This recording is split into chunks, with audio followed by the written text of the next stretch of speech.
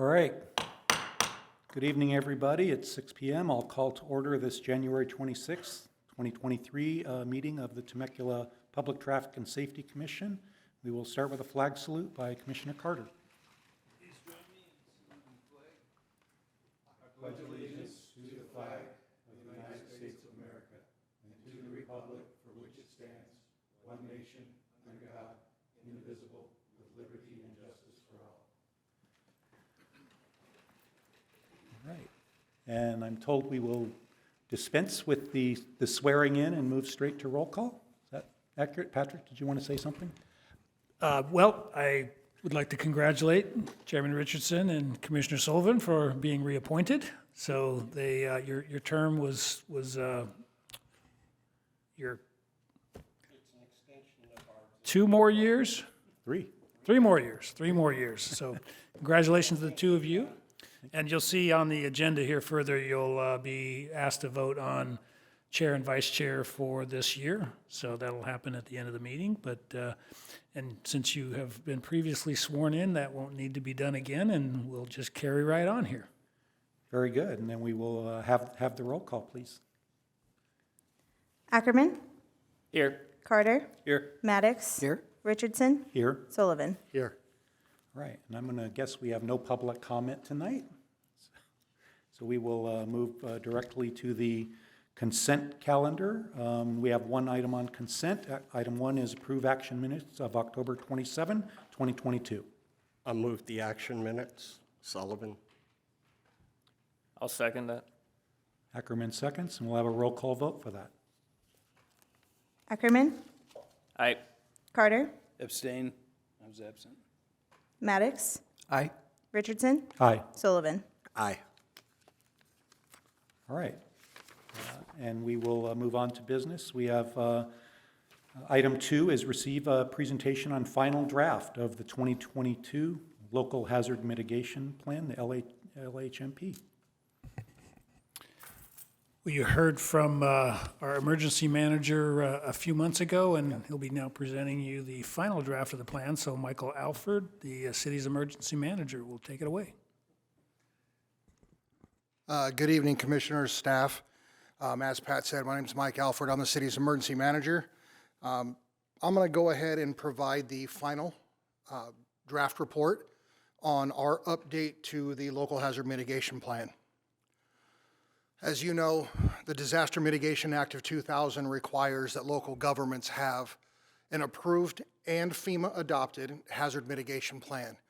What this does is it provides a requirement for post-disaster funding, as well as describes our processes on how we identify our hazards and risks, conduct a vulnerability assessment on the community, and where we identify and prioritize our mitigation actions. And this plan, again, must be updated at a minimum of every 5 years. Mitigation is one of the 5 components of the disaster management cycle, and FEMA defines mitigation as the effort to reduce or lessen the impact or eliminate loss of life and property by lessening those impacts from hazards. The benefits that we have from having a good plan is it saves lives. It helps us reduce damage to our property. We can reduce economic loss by preventing hazards from occurring that result in those heavy damages, such as repetitive flood loss properties. It minimizes our social disruption, and it also provides for a shortened community recovery. Currently, our last plan was adopted and approved in 2017, and that plan had our top 5 hazards listed as transportation, earthquake, flood, terrorism, and wildfires. In this new plan, there were no changes in the hazards that were identified from 2012 to 2017. The only difference was there was some more prioritization that was done, and the hazards actually changed ranking. And currently, we have no repetitive or severe repetitive loss properties under the National Flood Insurance Program. Our 2022 goal was very simple, since this was my first time writing one of these plans. We simply wanted to develop a strategy to reduce and or eliminate the impacts from hazards that we face within our community. Our objectives were simple. We wanted to apply a comprehensive planning approach. And I think that we did that by including the whole community. So we had local and regional stakeholders that were present. We had a team of over 50 people that helped us gather and collect the data, analyze that data in order for us to put this into this plan. We wanted to understand what our capabilities and our vulnerabilities were to these hazards, and then identify and rank those against our key assets or critical infrastructure. And then we identified projects and actions that we are going to take over the next 5 years and hope that we can implement those through either city-funded projects or projects that are funded through the Hazard Mitigation Grant Program. This was our process here. Typically, as I had mentioned before, this is an 18-month process that we were asked to condense into 6 months. We were able to do this, and we streamlined the process in order for us to do so. Right now, we're currently in phase 3, which is the finalized phase. Our plan currently sits at Cal OES and is being jointly reviewed by them and FEMA as well. We did get some preliminary input because we are the first plan in Riverside County to be submitted for review. We got a few comments that came back from them with just some clarifications. Those clarifications were made and it was sent back to FEMA. There were no recommended additions, changes, or corrections to the plan, just 3 to 5 items of clarification. For this new plan, we wanted to streamline it, so we reorganized the way the plan is laid out and how it flows, and we did it by chapter. Each chapter follows a strategic method, if you will, on how we identify each part of the process. We started with a simple introduction on what the plan is, what it's about, and where we're going. We outlined the full planning process from initial development all the way through our meetings, how we conducted our meetings, and how we ended up. We built a very comprehensive community profile. We outlined our city's capabilities, and those assessments were done either in the form of, do we have personnel? Do we have technology? Do we have fiscal funding? And do we have other resources that we could use as a city in order to help develop these mitigation projects? One of the things that they look at when you send these plans in is the city able to take on some of these things by themselves? And that's where the city's capability assessment comes into play. Then in Chapter 5, we conducted a thorough hazard assessment, a risk and vulnerability assessment. We developed those mitigation strategies. And then the final chapter was outlining basically how we are going to administer the plan and continue to follow up that plan to make sure that we are tracking what it is that we have placed into it for projects. Under our capability assessment, we identified the resources that were available to submit or support our mitigation activities. So under personnel, we specifically looked at our workforce, contracts and contractors, how we utilize our volunteers, mutual aid, and then other internal and external partnerships.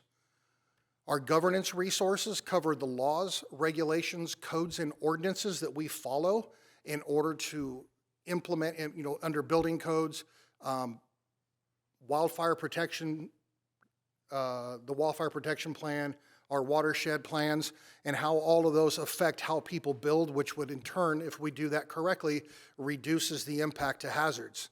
We looked at other plans, studies, and reports that the city has done on our hazards, as well as any programs that we currently have in place to support those mitigation resources. We looked at our technical resources as well as our fiscal ones, specifically breaking them down into our government, proprietary, and fiduciary funds.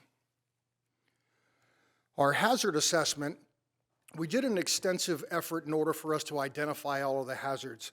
We used our external resources, so we referred to the state's hazard mitigation plan, because what you don't want to do are have hazards that are in your community that are not at all reflected in either the county or the state plan.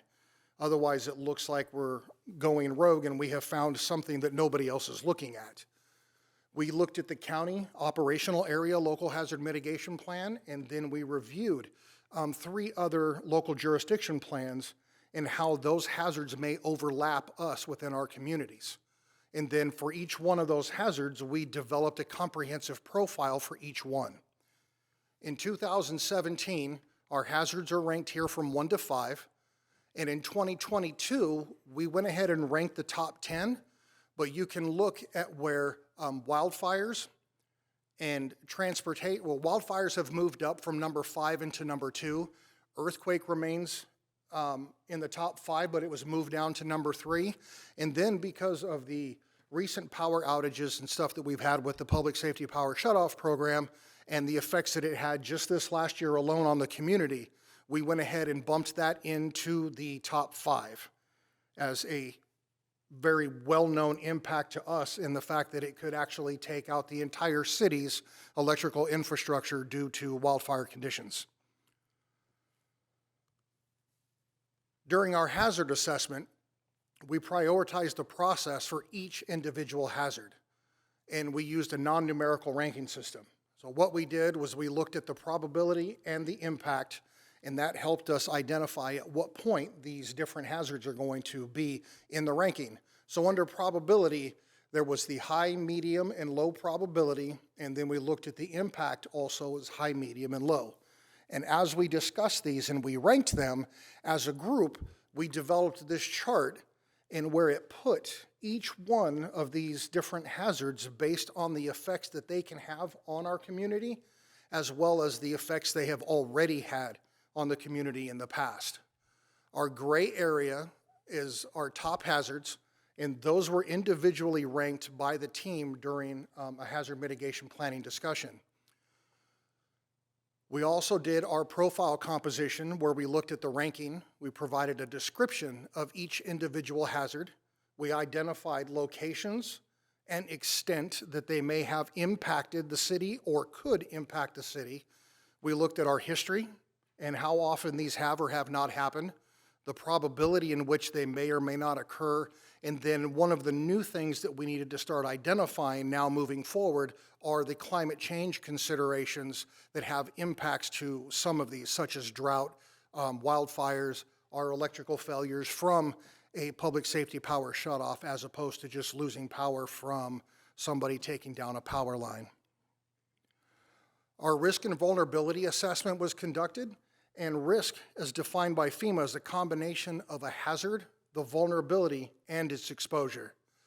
So it's the impact that that hazard would have on the people, our services, facilities, and structures, and then the likelihood that that event itself would result in an adverse condition. Also, we looked as another method to identify how some of these hazards have impacted the community is to do a historical documentation of our proclamation history, starting from 1993 going to 2022. So we went back several years to kind of get an idea of how some of these have impacted us. We had major flooding in 1993 and 2007. We've also had high wind proclamations done in 2007, and then most recently, we had COVID-19 emergency proclamations in 2020 and 2021 respectively.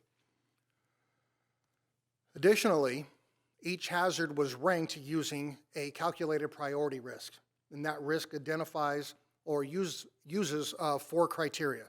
Those criteria are the probability, the magnitude and severity, the amount of warning time that we get with it, and then the duration of that event. What we did was we took each one of them and then we ranked them, and then you can see on the chart each one of them has a different percentage that is associated with us in order to give us a weighted score. That weighted score then would determine if it was a high, moderate, or low risk event. And by the chart, we have quite a few high risk threats to the city and a few that are moderate. And those high risk ones are the ones that we prioritized in our top 10 and that we have really dug into in terms of development for projects. And utilizing that CPRI, it actually ties itself back to the original hazard assessment, and it can be tracked back to the last plan that was adopted in 2017, 2018. Going further into that assessment, we went through and identified our critical facilities and assets. And by doing so, we were then able to list what it is that those potential impacts could be in terms of dollars. We looked at our cultural and natural resources inventory and then conducted risk assessments on potential loss, where we looked at evaluating city-owned properties and the population that is exposed to those specific hazards. And in doing so, our hazard types are listed from earthquake all the way down to hazmat. And then what we had our GIS department do was actually take those critical facilities and plot them on a map. And by doing so, we used an overlay to show where our liquefaction zones were for earthquake, where our earthquake fault zones were at, and our high flood and fire danger rating zones. And that's how we were able to identify the number of facilities that could potentially be impacted in one of those events. Then we were asked to arbitrarily create a damage assessment percentage. So we went with some arbitrary numbers there. In under earthquake, 25% damage to 11 facilities is going to result in over an $85 million loss. Using the insurance replacement cost value, which averages 40% of what a normal replacement value is, the replacement value of the contents of our 11 facilities would be in excess of $34 million. So in all, the total estimated loss on these 11 facilities being impact, with 25% of them being impacted due to an earthquake, is significantly high. So this gives us a cost figure to be able to look at developing projects to support a reduction in this value loss. Our mitigation strategies, we had 6 goals. The first goal, as always, is the purpose of this plan is to minimize the loss of life and minimize injuries. We want to improve our community and our agency awareness while also looking at the community's capability to mitigate hazards and reduce exposure. We look at reducing our hazard-related property loss and maintaining coordination for disaster planning and then integrated public policy, where this plan is integrated into other plans within the city, such as the new climate action plan that's going to be done, our QLMP, our city's general plan, our community wildfire protection plan are just some that this will be integrated with, and then overall improve our emergency management capability. In 2017, these were the projects that were listed as ongoing or not started projects due to funding. The Murrieta Creek project was an ongoing project at that time, but the portion that affects Temecula has since been completed, so that project has been closed out. Flood control channel reconstruction in some of those areas, one of them has been done, but 2 of those have not started yet at the end of 2017, or when this was actually written. So some of those have been transferred into the new plan, as well as us identifying new projects. One of those is based on our flood, wildfire, and transportation failure risk. We identified that it would be very prudent to develop a citywide mass evacuation plan. That would then help us with moving our traffic and moving our residents away from the danger zone. But it's kind of difficult since our frontage roads are packed quite a bit. We have a freeway that's inundated every day after 1 o'clock. So we're going to have to develop some really good strategies on how to move our people out of the danger zone without creating too much more congestion than we already have. Another thing is looking at the channel between the end of the city limits at the Temecula Creek all the way down to this end and then up towards Murrieta, the establishment of loudspeaker notification systems for dam inundation. The reason that we thought that this was a project that should be looked into is right now Vail Lake has a dam that's in poor condition.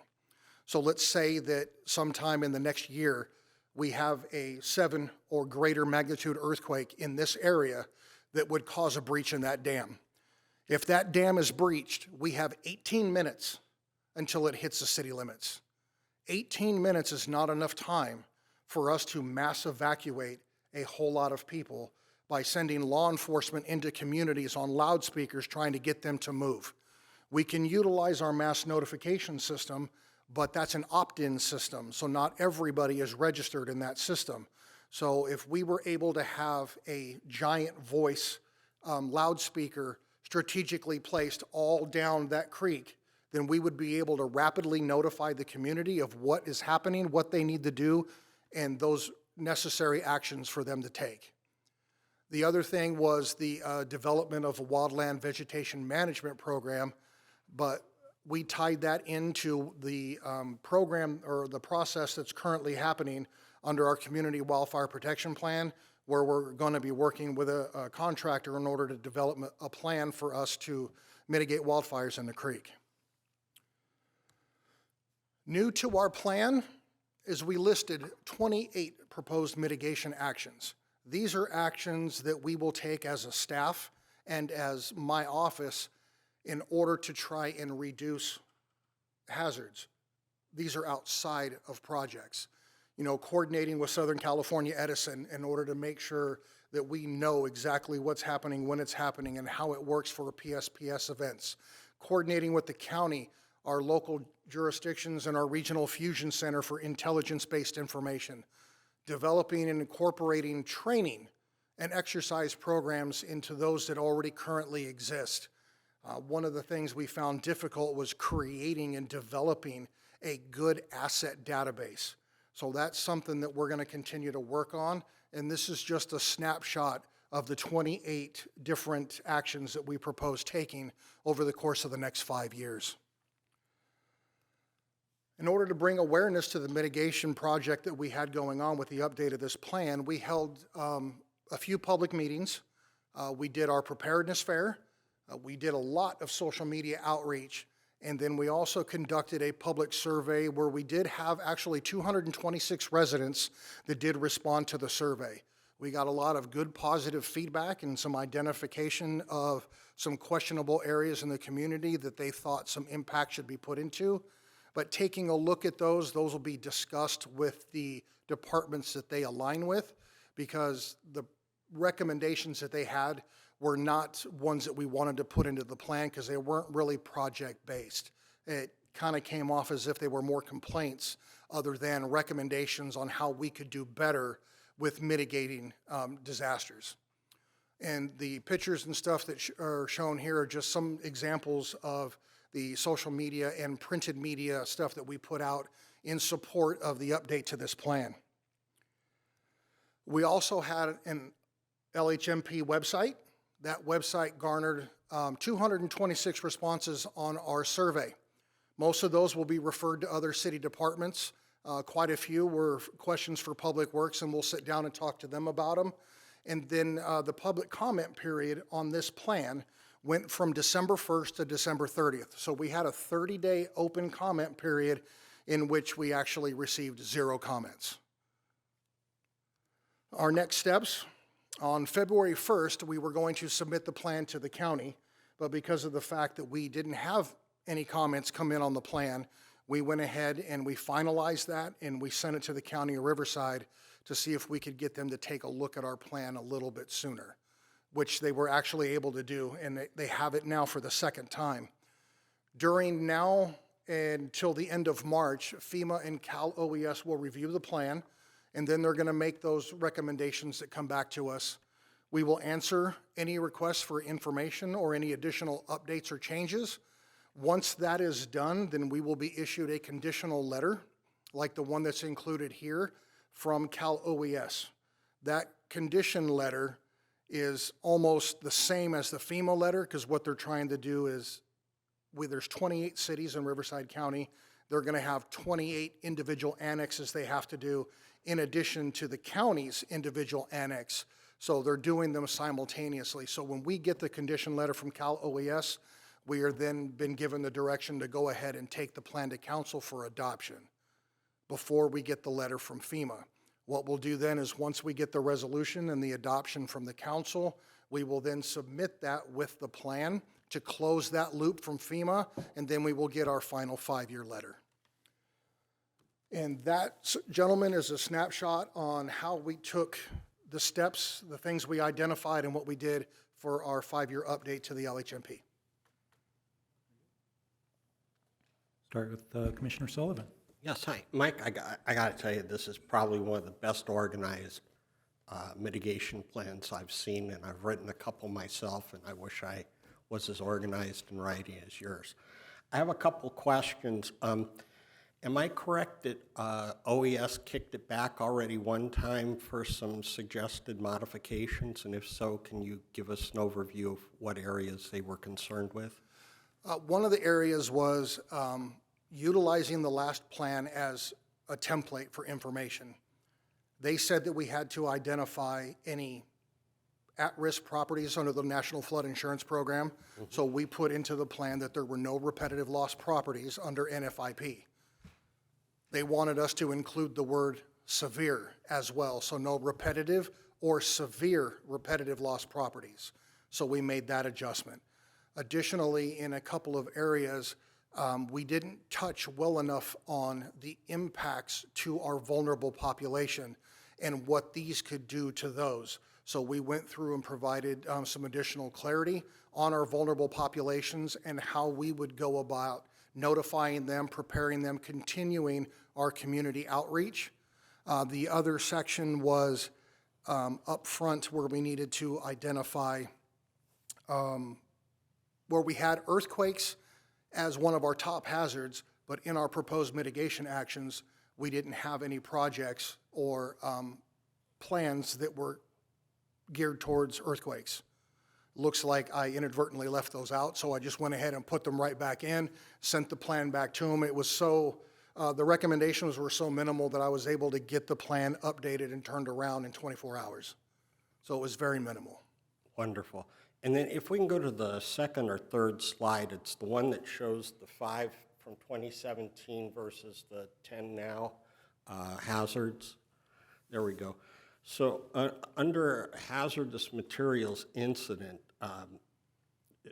we used to do, in addition to that, industrial incidents. And I state that because we had a chrome plating company.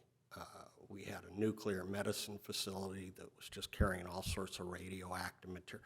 Do we have those types of facilities here that need to be addressed, or we don't have those? No, we do have some facilities, and they were identified under the hazardous materials umbrella, if you will. One of the biggest companies that we had that was never touched upon was Infineon, which used to be International Rectifier, but they have since sold and they have vacated that building. Okay. But somebody that does something very similar is moving into that building. Ron, do you want to clarify? Yeah, we've met with Scorpios, and they do the exact same thing that Infineon does, is the production of data processor semiconductors, and so they will be essentially running the same type of business, and from my understanding, they've already made offers to half the Infineon employees, so they'll be staying here in Temecula. And they are out of Arizona, I believe. That, again, is another location that is of concern of us simply because of the types of chemicals and stuff that they have. And according to our hazmat team, that's one of those locations where if something really bad is going to happen, you don't want to be in the area. No, I know. So so we've got those listed. The rest of the different sites that are of concern are on file with the fire department here at the city. And we've identified who those are so that we can make sure that environmental health, which they do, have approved and appropriate response plans for their facilities. And I'm assuming those facilities would also be on that map overlay that you did? No, they're not on there because they're not critical infrastructure that is owned by the city. The infrastructure items that we had listed on that overlay were facilities that we as a city own.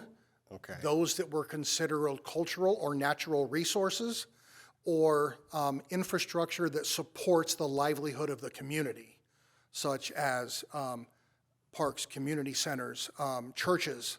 City, okay. Yes. So, but fire department has those and is prepared to respond. Is Yes, what sir. I'm hearing. All right, thank you so much. You're welcome. Skip, anything? No, guys? I'll just throw out there, having been on the other side working on these programs or seeing them worked on. It takes a lot of work, and to see the product that you put out with this, I'm very thankful to have someone like you and your team working on this. So excellent work. Hats off to you. Thank you, sir. Yeah, and I'll just echo that. Since you were last here with us, the city council adopted that new quality of life master plan. I was glad to hear you mention how this integrates with that. One of the things we found when we were surveying the community is that our residents really look at safety and preparedness as foundational values. And I think that the work that you showed us tonight and the work that you've been doing are perfectly aligned with the strategic goals in the QLMP, and they're really in tune with what our community is asking us for. So thank you, amazing work. Thank you, sir. It's kind of weird to almost seem like emergency management has its own core value. Under core value number 3 is a safe and prepared community. So if that's not what I do in a nutshell, then I need to find a different job. Very good. I just had a couple questions. I guess I did have time to take a quick look through, and it is impressive work. And I think it draws the distinction between hazards and natural disasters. People tend to think hazards are only natural disasters, but it's really more than that. And I read it with particular interest for search the word cyber. I work in cyber engineering, and I know the threats in that space. I wonder, it seemed to be linked in this report to the communications failure primarily, but Yes, sir. it is medium on your risk grid, and I'm just wondering, do we have any projects further down the list? Does city, infrastructure and technology required to meet a certain standard as a control? Can you talk to that? When it comes to cyber, that's actually not one of my fortes, but through our IT representatives that were part of the mitigation planning team, we do have a very comprehensive citywide cybersecurity program. In addition to that, they have a cybersecurity plan that is going to be linked up underneath our emergency operations plan and then tied directly to our next big project, which is development of the city's continuity of government plan. As a matter of fact, next week I will be attending a cybersecurity course in San Bernardino to look at some of those things and see how we can tie emergency management into supporting our IT department under cybersecurity, because I do know that recently at Murrieta, they did have a cyber attack that pretty much shut down their systems for several days. Yeah. And by developing a cybersecurity plan, we can then link in our insurance, our cyber insurance company. We can link in the JRIC, which is in Orange County. It's the Joint Regional Intelligence Center that has a big cyber unit that can actually lend a lot of support to us. But we have not developed any projects that were around cybersecurity. What we tried to do on our projects was not be super exhaustive, where we've got 15 or 20 projects that we're never going to get to. Yeah. So we picked some that we know that we can visit now, and then we will look at adding to that in the future. This plan is a living document, so with the new standards taking effect January 1st, we're going to use the next 5 years to implement those. We're going to use the Emergency Management Committee that we've developed in order to have an annual review of this plan where we look at the projects, we look at the actions, and we see where we are and how we can work with the different departments in developing funding streams in order to get some of these things done. Very good. Yeah, that would be my only thing. I think over time cyber will bubble up, so to speak. It's not getting less. It's constantly being more of the ransomware attacks and things like that. So it is, but IT's justification behind that was we haven't seen attacks here. We haven't had any major issues. So when you're ranking these against others where we just had a major wildfire affect the city, it kind of trickles itself down the list a little bit. It's no less important than any of the others. It's just the risk right now is low in comparison to some of the others that we have. Sure, because the probability has been low historically. Yes, sir. Yeah, but on the other side of that, you could see the potential impact being very, very high, because it's somewhat of an unknown, right, how bad it can get. So that's, the other question I had was related to, you mentioned the critical facilities and that they were the city-owned, but is our hospital not a critical facility? That's the one thing I really think, if it's not, it should be. It is. It's listed underneath there. It's not a city-owned facility. It's not a cultural or a natural resource, but it is a community lifeline. So it was included in that, along with all of our fire stations, our police substations, our churches, our Edison Power, what are those, transformer sites. We've got 5 of those in the city. So without identifying where those locations are at, those are considered critical infrastructure because they directly impact the community's ability to continue to thrive in an emergency. Good, so the hospital is on your maps? Yes, it is. Very good, okay. And glad to hear it's that. in that 100-year flood and dam inundation zone. And the water is anticipated to reach 36 feet at that location. Very good. That's all I had. Any follow-ups, Brad? I just make a motion, if you'd like, that we refer this or forward to City Council with a recommendation to approve or adopt. Okay. So, yeah, is that your motion? Yes. Okay, so we have a motion from Commissioner Sullivan to, I guess it's a receive and file the final draft, right? So do we need a vote on this? No, it's We receive don't, and file. okay. Very good. Very good. Well, thank you very much for the report and answering our questions this evening. You're welcome. Thank you, gentlemen. Yes, excellent. All right, we'll move on to agenda item number 3, approve change in ordinance regarding golf carts on city streets. So agenda report.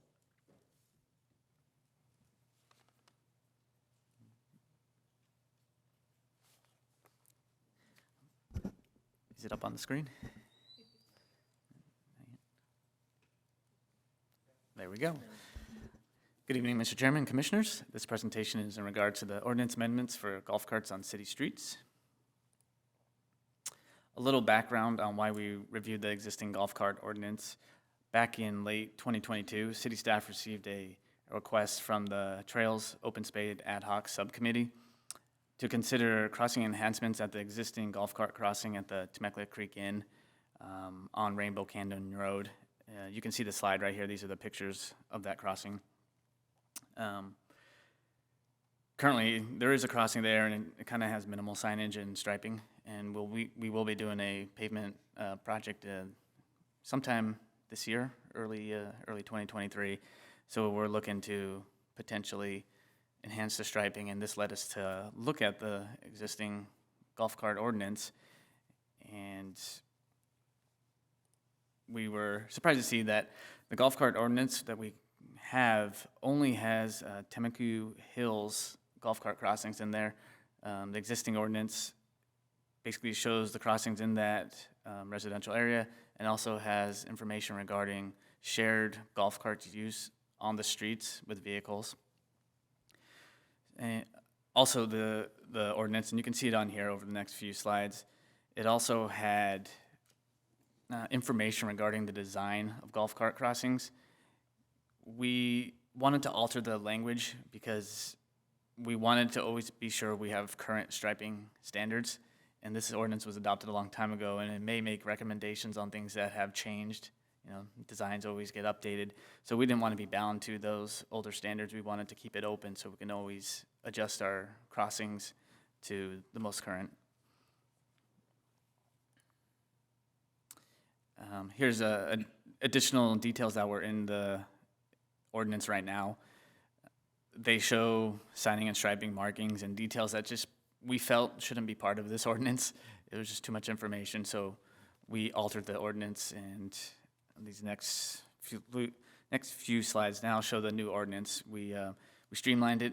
We added all the crossings in the city at different golf courses. We considered Temecula Hills, Temecula Creek Inn, and Red Hawk golf courses. One thing to note is we did not include any golf cart crossings on private streets. We can't really control how they design their striping and signage, so we did not want to put that in here. So on this slide, it shows the 10 golf cart crossings we have in the city. So we basically added 4 more that weren't a part of the original ordinance.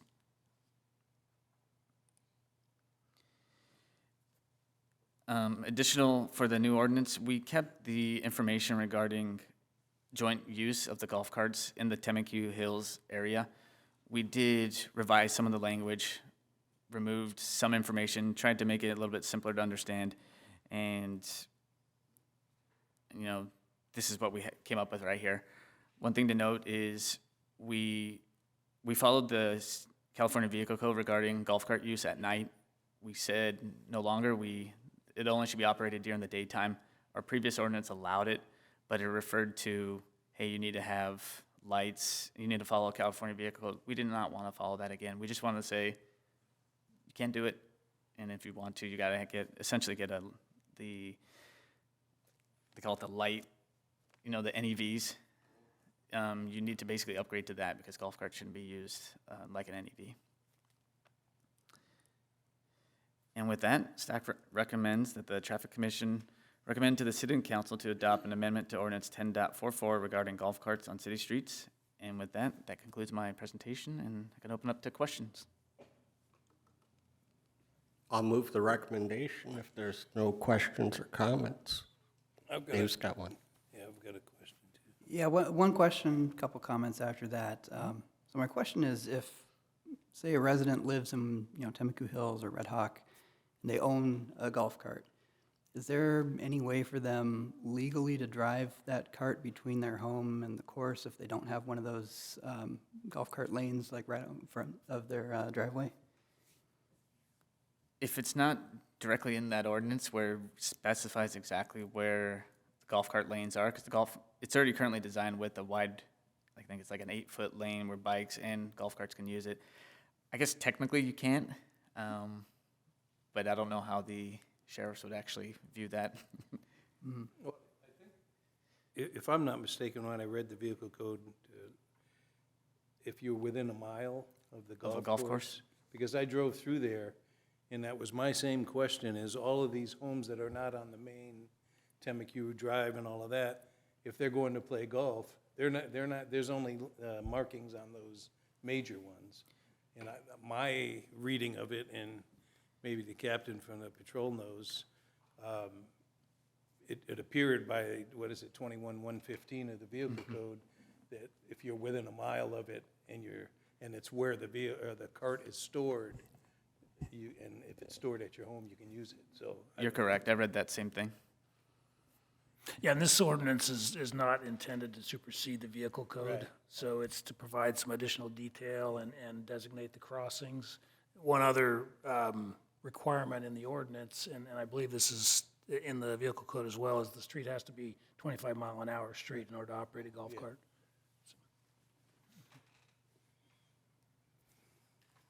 I guess the only comment I would have is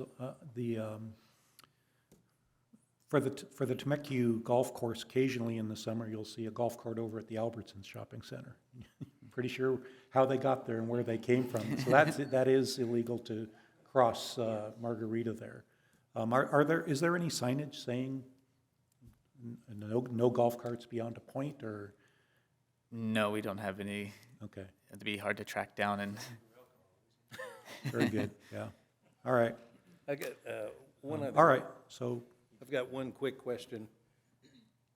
Being familiar with those 3 golf courses, and because they're resurfacing and doing everything on Rainbow Canyon, and on my way over here, I happened to see over on Yanez or De Portola, a horse crossing that had the lights.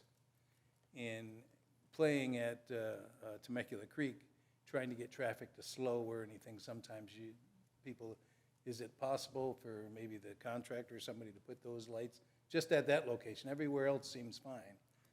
But Yeah, we haven't come up with the design yet, but that's something we like to do. Yeah. Just increase the safety on it as much Right. as you can. Yeah, because they're moving pretty quick, depending on the time of day, obviously. Yeah. But yeah. And we did lower the speed limit on Rainbow Canyon from our last, it went from 40 to 35, and all the speed limits have changed out there as well, which, Is that 35 now? Mm-hmm. I better slow down. Okay.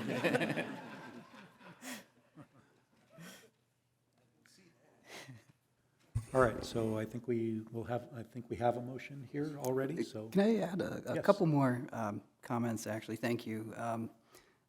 Wanted to maybe suggest an edit or see what you think of it.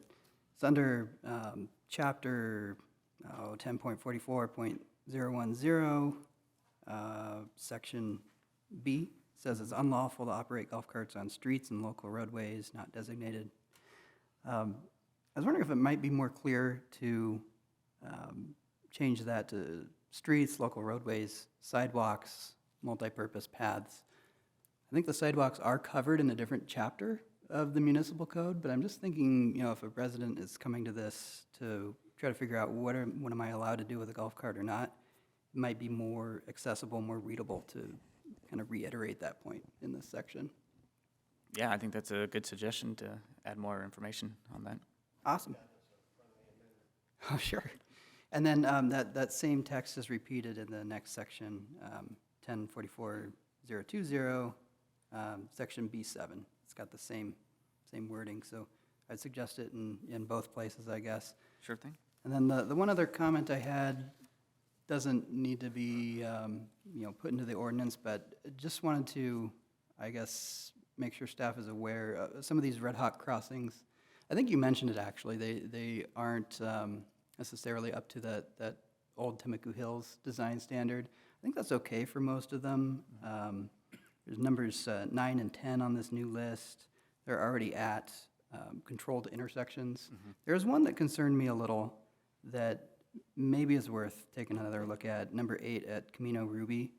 It's just a crossing across, I think, a 25-mile-per-hour residential street. But it doesn't really have any asphalt markings. The signage is not designed for motorists, I think, just in terms of the height and the color and the orientation, font size. Might be worth taking a look at that one. Yeah, when we added to this, we did discuss, we're going to go back and look at these from a perspective of what should we upgrade, at least to a minimum, to make sure it's safer. We are going to be doing that. Excellent, thank you. That's all I had. Still need a second. I'll second then. Okay, so we have a motion and a second. We'll have a roll call vote for this. And you're voting to recommend approval with the edits that Commissioner Maddox has recommended? Yes. Yes. That was a friendly amendment. Ackerman, Aye. Carter, Aye. Maddox, Aye. Richardson, Aye. Sullivan. Aye.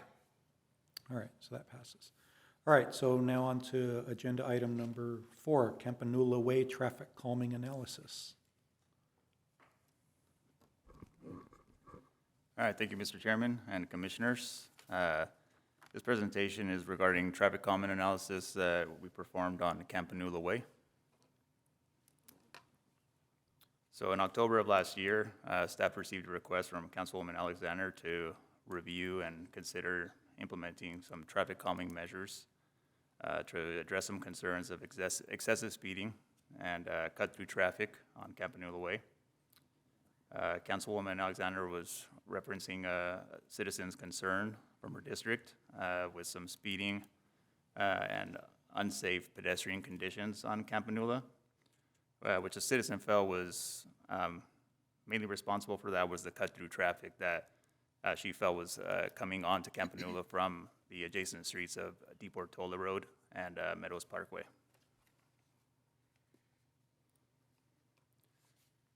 So as part of the traffic calming request, the citizen also requested that we review possible implementation of stop controls with some additional pedestrian crossings, hopefully to help reduce speeds and provide some additional pedestrian access points at the 2 intersections.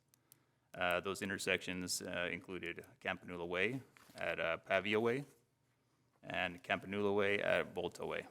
And you can see on the slide, they're circled in red. Volta Way is closer to Meadows Parkway and Pavia a little bit closer to Deep Ortola, but those are the 2 main intersections that service some of these homes, residential homes off of Campanula Way.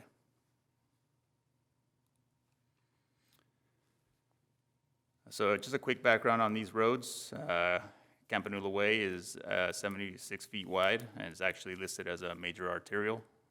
It's posted at 40 miles per hour. Get an average of 4,800 ADT on that road.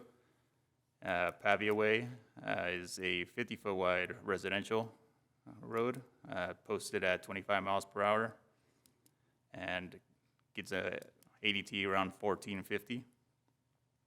Volta Way, similar entryway to these residential communities, a 50-foot wide residential, posted at 25 miles per hour, and that actually gets 1100 ADT per day. So using our streetlight data software, we found that the peak 85th percentile speeds on Campanula Way varied between 37 miles per hour and 43 miles per hour during our peak AM and PM hours. And while there was some occasional speeding on Campanula, the peak 85th shows that most motorists are within the acceptable vicinity of our posted speed limit.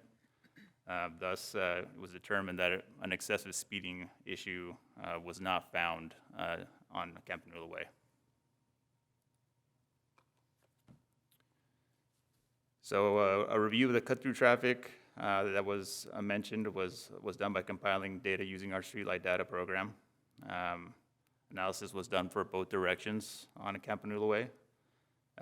Eastbound DePortola, motorists using Campanula Way as a cut-through to Meadows Parkway was found to only be around 345 vehicles per day, while the motorist coming on and using Campanula as a cut-through from Meadows Parkway to reach DePortola was found to be slightly less, around 260 daily trips. Although motorists do use Campanula Way as a cut-through, it was determined to be of minimal impact when you compare it to the ADT that goes on that road. It came out to about 12% of all vehicles that travel through Campanula Way during any which day. And something else to keep in mind is that Campanula provides access to several homes directly off of Campanula on the north and south side, but it also provides the direct access to the Paseo del Sol community. So while it may seem that cut-through traffic is an issue, a majority of the volumes are actually coming from these residential homes, which is what Campanula Way was designed for.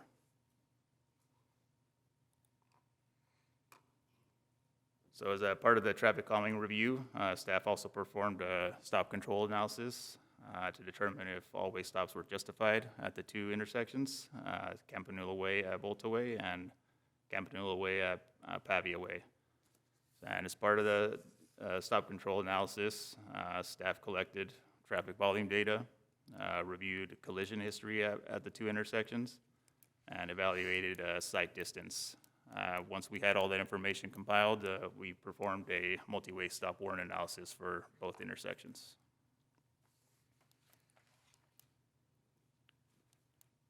So utilizing our street data software, staff collected vehicle entering volume counts over a 3-month period from February 2022 to April 2022. Data was collected during midweek, which is usually our peak days for travel. Also, staff reviewed the collision history at the two intersections and found that 0 accidents had actually occurred in the past 3 years at these intersections. So in addition to the data collection, we also performed a sight distance evaluation at the two intersections and revealed that sight distance was more than adequate to meet the required 300 feet for a roadway posted at 40 miles per hour. So as you can see on the slide, this is for Volta Way. So on the southbound side, we exceeded that 300 feet by a considerable margin, around 500 feet for looking west and 425 looking east. And then on the northbound side, pretty similar. We had about 460 foot looking west and 340 looking east. On this side, we reviewed the sight distance for Pavia Way, and as you can see, it is a little bit tighter on Pavia Way, but we still did meet the sight distance required for the 40 mile per hour posted road. For southbound was the tighter side. Looking west, we got about 325 feet. Looking east, about 312. Although I think some of that could be improved by trimming back some of the landscape that's out on the roadway. For the northbound side, looking west, we had 540 looking west and 470 looking east. So all exceeding the 300 required. So with all the data we collected, we were able to perform a multi-way stop warrant analysis for both intersections. The multi-way stop sign policy for residential streets requires that you meet 3 specific warrants: minimum traffic volumes, collision history, and roadway characteristics. The results of the analysis indicated that the 2 intersections of Campanula Way do not satisfy those minimum warrant criteria. Since visibility constraints that we discussed on the previous slides, or that we mentioned on the previous slides, and most of the other criteria that could be considered to warrant a stop control were not found applicable, staff determined that multi-way stop controls are just not justified at these intersections.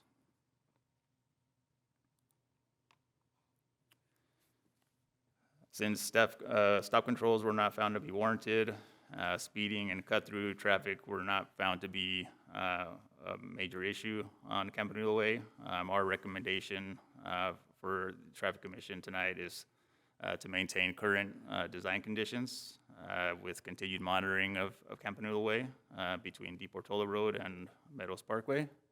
And with that, I could open it up to any questions you might have. Thank you. Sure. Nice report. I will say I like the fact that you can pull the data to get the actual cut-through percentage at 12%. That's pretty amazing that we can do that now. And it looks also from your data that the 85th percentile would confirm the 40 mile per hour speed limit.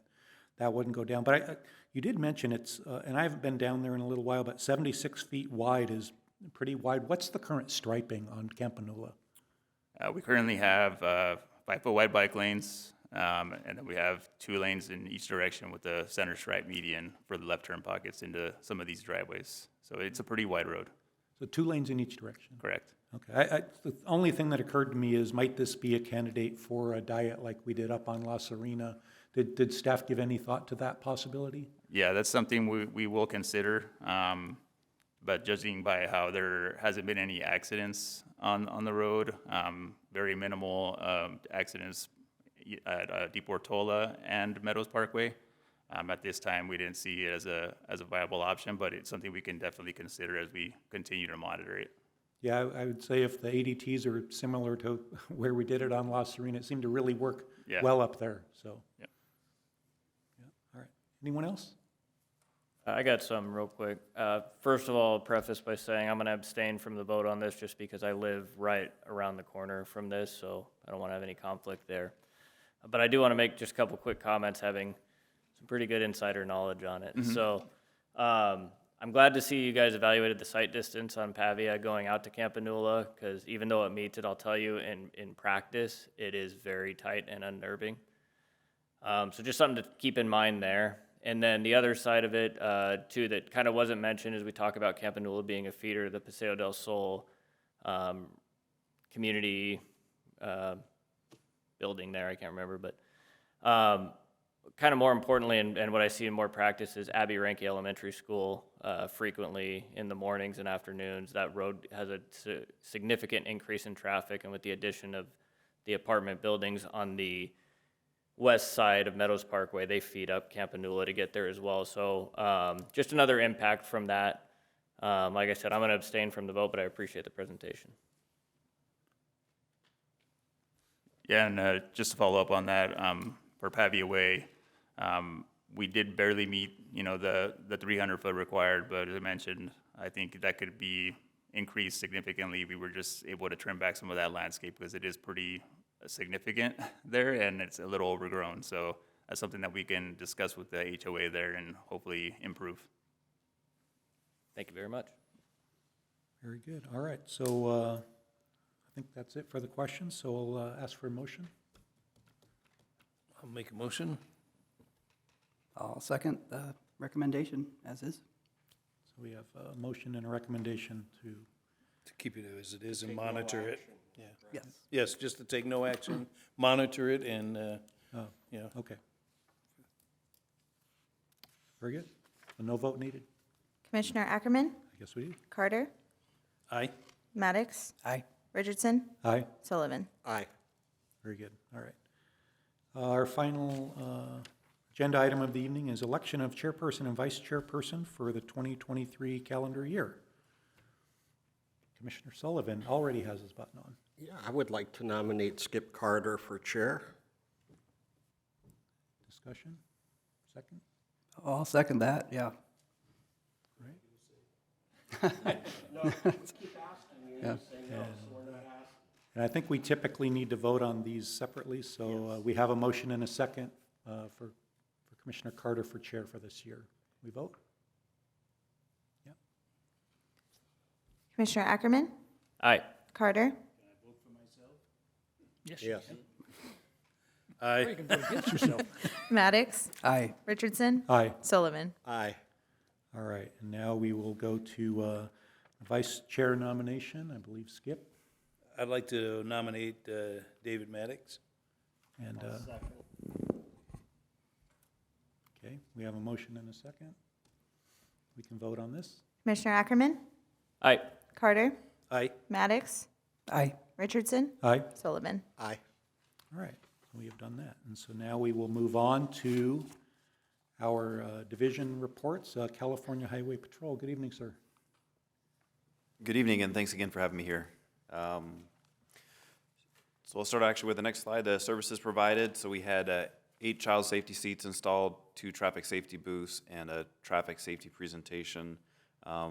Bumping them up over the next couple months. My PIO, Mike Lassick, actually had a class today with the teen driving class at some of the high schools today, and so it was actually very well received. So the idea is to try and get these teens while they're still young drivers to behave responsibly and get good driving habits. For enforcement activity, some we're continuing working on. So we had 723 citations issued, a total of 1,338 enforcement contacts. What I'm trying to keep track to present to you guys as well as our special enforcement unit details. So on I-15 on December 18th, we had our motors out there. They wrote 107 citations in just a couple hours. So giving some good attention to the speeders out there on the 15. And then as far as bodies, I know it's been brought up before. Being shorthanded, I've actually got 2 officers coming in February and then 2 more in April. I lost 3 to retirement, but hey, it's still something, so I'll take it and I'm happy with it. DUI, 32 DUI arrests for the month of December, and we had 13 of those were crashes. So as I've said before, the goal is always to try and get the DUI drivers before they crash, so I'm happy with that. Before we were not so well with that, so I'm happy with that improvement there. Traffic collisions, we're staying fairly regular. Like I've said before, generally the Temecula CHP takes about 150 traffic collisions a month. You can see we took a total of 133. We had 81 non-injury, 50 injury, and then 2 were fatalities. And then for our kind of an overall view when I first got here in Temecula, or just before the year prior, we had 34 total fatal accidents. The year after that, 34. And then last year, we had a nice dip down to 26, a nice improvement. Unfortunately, this year, we had 35 for the entire of 2022. So we have some new overtime grants and some things we're working on that to try and obviously bring that back around. Our 2 fatal accidents were on Grand Avenue north of Churchill and then Calle Contento north of Madera Playa. And that concludes my report. Any questions? Seeing none, Thank you. thank you for the report. We will file the police chief's report and move on to the fire chief's report. CAL FIRE. Sorry for my tardiness. I was coming from an incident earlier today. Thank you for having me. I know we spoke last time I was here about changing the report up, but we still haven't been able to get those altered yet. Still working to try and get that information for you guys. Have a different detailed report. This one seems to be pretty mirrored to last Tuesday's report at the City Council. So it's all the same stuff.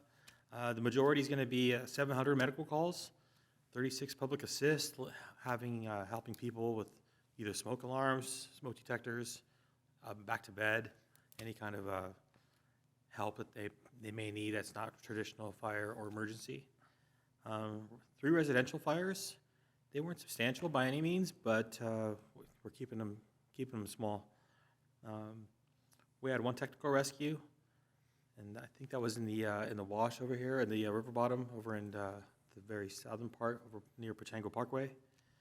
And 74 traffic collisions. That was a big one for us, between the highway and all the commercial, all the heavy shopping for the holidays was pretty busy for us.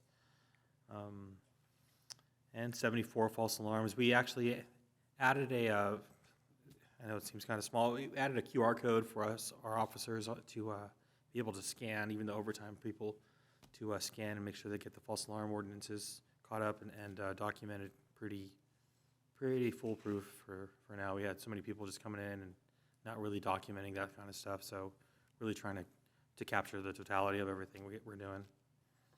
Let's see, next slide. A lot of the plans review. We had a substantial for the year, but we were caught up, we're ahead of schedule, so actually from November, up to November, we had 443 for the plans review, and they're approving everything out here. I know we saw a lot of the buildings going on and the SB 9 proposal on Tuesday, so a lot of that has to do with those guys, those men and women trying to make sure that's all captured there. 386 inspections in the construction sites, the annual inspections 188, and the public inquiries 27. We kind of had a little bit of a rise there with people coming by and asking questions, and we welcome them. We don't have any secrets, so if you guys have any questions, please let me know. What was the fire today? Is it a structure fire? That was a garage fire. It was a 5-car garage with a living space above three portions of the garage. It was a motorhome garage, just a regular garage, and then a 3-car, a 2-car garage and a single-car garage. It was all one building, a detached garage. The living space over the 3-car garage started in the motorhome area, kind of went with the winds a little bit, made a big push out there, but all the fire service personnel, we had Marietta out there today helping us, and we couldn't be more appreciative of all the help that was out there. The winds were kind of pushing it just a little bit. It wasn't too crazy, but they were able to save it and keep the fire to that the garage, meaning out of the home. And the home was worth probably $1.5 million. And the garage, between the garage and the RV that was there, and the Can-Am that was there, and the motorcycle, and the brand new boat in the driveway, he lost at least $1.3 million there. So even though that was a great loss, we were able to have a great save. The family came home. They're still able to be in the home, no displacements at all, no need for Red Cross, and they were very pleased with the outcome of all our stuff. Yeah. Good. All right. I don't know if I can. Thank you. Go ahead. Throw a couple things out real quick. First of all, excellent work to your men and women today on that fire. They did a good job. Way to hold it to the structure origin. I just had a question on the QR code you're talking about with the false Yes. alarms. On those, are those routed back to the fire prevention here in the city to follow up? And Yes. do you guys track how often, even after follow-up, you're continuing to respond to those? I believe so. I haven't talked to our prevention staff yet to find out what it is.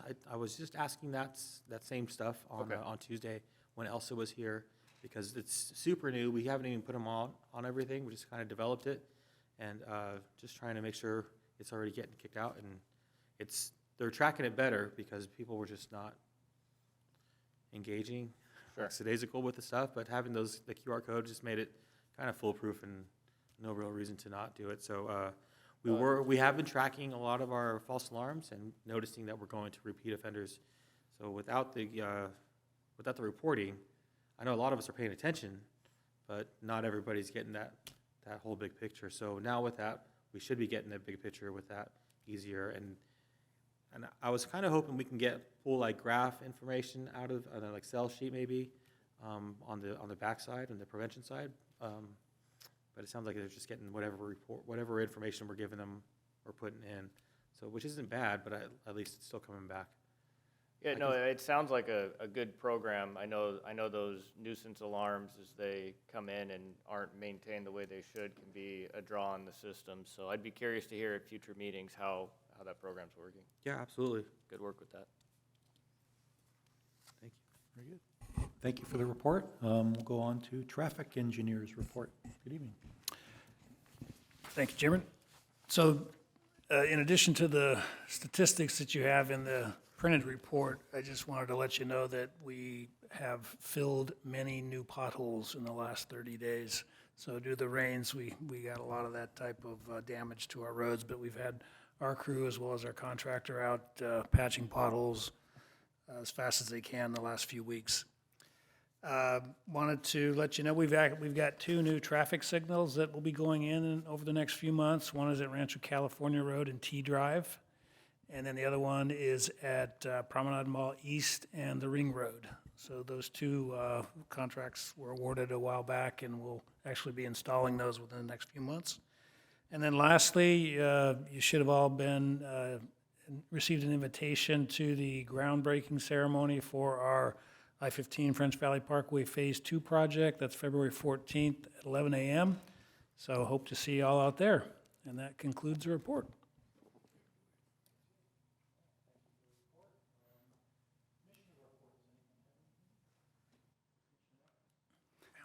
Yeah, I got a couple items to share with you. First, I want to do a quick PSA on Assembly Bill 1909. It's the bicycle omnibus bill.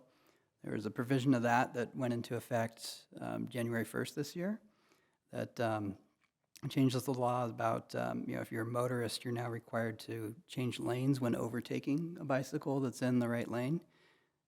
Used to be just a 3-foot clearance for that. I don't expect that to change driver behavior overnight, but probably the best thing that the city can do is to keep painting those separate bike lanes to minimize those conflict points. I think the city's been doing a wonderful job of that. The second thing I wanted to mention was the city council selected their subcommittee assignments earlier this month. And I had a chance to meet with our new commission liaison. Council member Alexander and I had a very constructive conversation about the direction of the commission. And I wanted to summarize just a little bit of that conversation for you. We talked about possibly elevating the public safety aspect of public and traffic safety, in terms of information sharing, more sharing and responsibility, more business items, related to public safety that we could advise on. We talked about more commissioner involvement in some of the council subcommittees, related to public safety and regional transportation issues. More involvement in, maybe the commission being involved in event planning for National Night Out or the firefighter muster. I think there's a lot of interest in seeing those events return.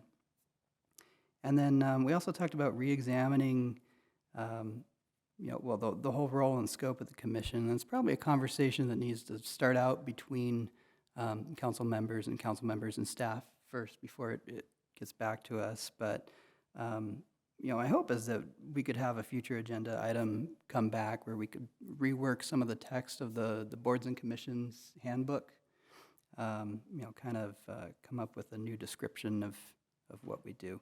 So all in all, it was a very positive and productive meeting, and that's it for my report. Nothing? All right. I have nothing, so we will go ahead and adjourn this evening. Our next meeting will be February 23rd, 2023 at 6 p.m. Good evening.